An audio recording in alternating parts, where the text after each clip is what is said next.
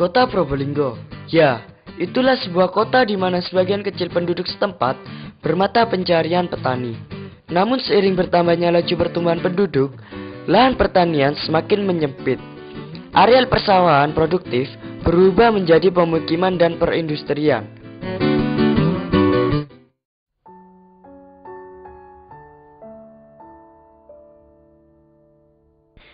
Inilah gambaran nyata lahan pertanian di kota Probolinggo yang akan digantikan oleh lahan pemukiman warga.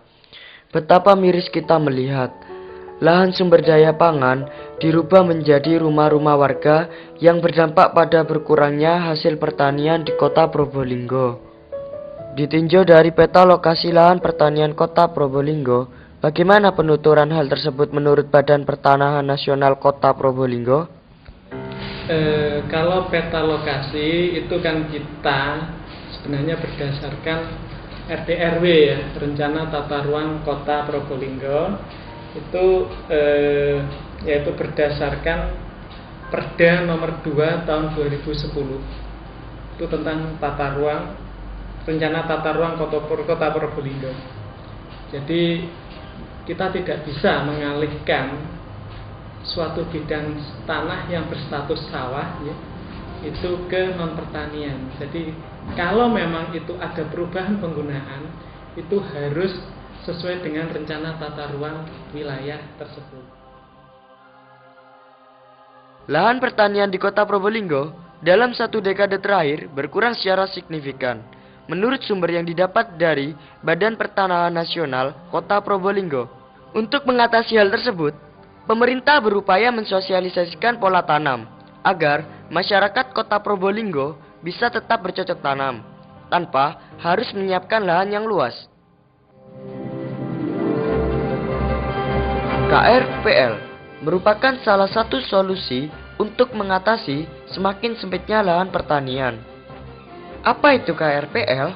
Kawasan Rumah Pangan Lestari diinginkan pemerintah itu di mana di sini terjadi kawasan yang memanfaatkan hortikultura, di mana pangan dari rumah tangga itu tidak usah membeli kayak sayur itu ya. Salah satu KRPL di kota Probolinggo adalah KRPL Makmur Sejahtera yang terletak di Perumahan Prasaja Mulya, Kelurahan Karenglor, Kecamatan Kedopok, Kota Probolinggo. Menurut penuturan Ibu Sri, KRPL di Prasaja Mulya diterapkan pada tahun 2013, yang mana mendapat bantuan dana dari pemerintah pusat sekitar 47 juta rupiah. Dengan dana sebesar itu, Ibu Sri dengan anggotanya sebanyak 55 orang bergerak mengoptimalkan lahan sempit. Memang tujuannya kan memanfaatkan pekarangan, jadi nggak punya pekarangan. Kalau di perumahan itu tidak ada pekarangan, jadi yang ada di atas selokan yang dimanfaatkan. Di atas selokan itulah dibuat terasi ring dari bambu yang digunakan untuk meletakkan tanaman hortikultura. Dan perlu kita ketahui, penanaman tanaman hortikultura dalam lahan sempit, salah satu media tanamnya menggunakan polybag. Polybag adalah sebuah kantong plastik yang terdapat lubang kecil untuk sirkulasi air. Dan polybag merupakan alternatif pengganti pot tanaman. Di dalam polybag terdapat komposisi antara lain tanah dan pupuk organik. Dan dalam perbandingannya, tanah dan pupuk organik menggunakan perbandingan 1:1. Setelah tanah dan pupuk organik tercampur, barulah kita memasukkan bibit tanaman yang akan kita tanam. Di KRPL Prasaja Mulya, pupuk-pupuk organik dibuat sendiri, dengan pengolahan yang dilakukan selama 1 bulan yang terdiri dari 4 minggu.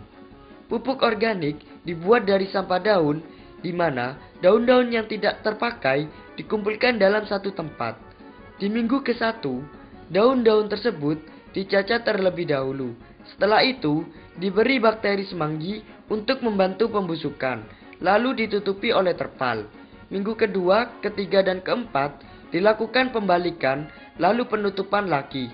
Karena pada minggu-minggu itu terjadi proses fermentasi.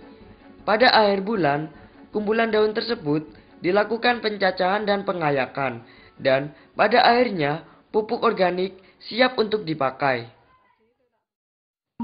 Nilai plus dari KRPL adalah KRPL merupakan kawasan sumber pangan maupun sumber pendapatan. Kenapa dikatakan seperti itu?